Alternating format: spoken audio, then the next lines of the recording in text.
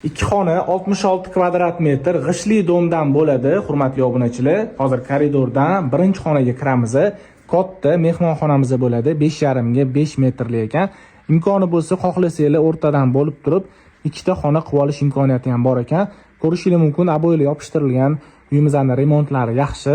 Hozir narxini va lokatsiyasini albatta tushuntirib beramiz. Bu tarafda bo'lsa, ikkinchi xonamiz bo'ladi. Ota-onalar uchun qilingan mana shu yotoqxonamizni o'rtoqlik ko'rishingiz mumkin va alohida uyimizning bunisi vanna, yonida rakvinasi ham bor va bu tarafda bo'lsa uyimizning hojatxonasini ko'rishingiz mumkin. Endi oshxonaga kiramiz. Ko'rishingiz mumkin, mebellari qilingan. Mana shunaqa holatda bo'ladi. Duxkontrni kotyol.